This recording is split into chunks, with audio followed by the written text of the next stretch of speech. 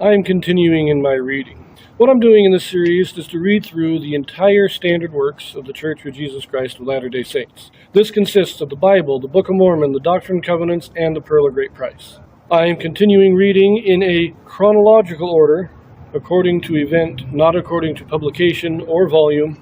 So I'm skipping around a bit as I move along. So we have just finished the first and second epistle to the Corinthians. In the book of Acts, as we go through the events of Paul's ministry, his missionary journeys, he's in Ephesus. That's where we left him. He's there between 2.5 and 3 years. While there, he wrote his first 3 epistles to the Corinthians and made a brief journey to visit Corinth for a week or so, maybe a month.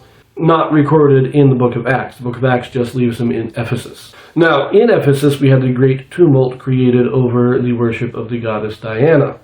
And that's kind of where we left. At the end of chapter 19, the town clerk had calmed the city down. The people all went home. This whole crazy thing going on.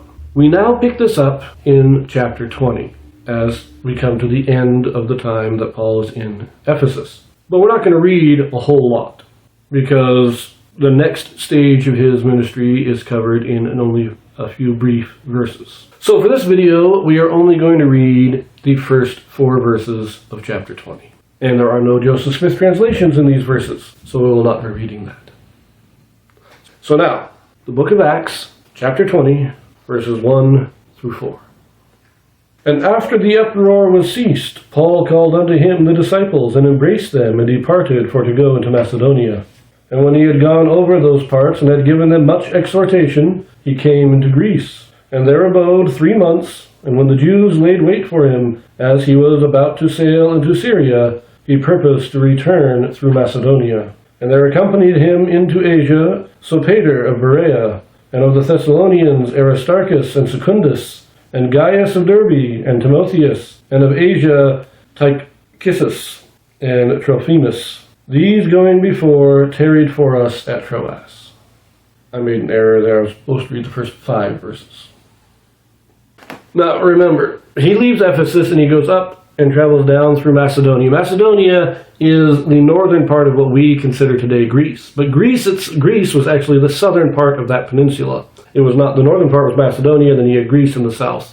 And so he goes through Macedonia. This is where Philippi, Thessalonica, and Berea are the 3 main cities where he has preached in the past. He goes through there, much exhortation, but then he goes down into Greece. This is Athens and Corinth area.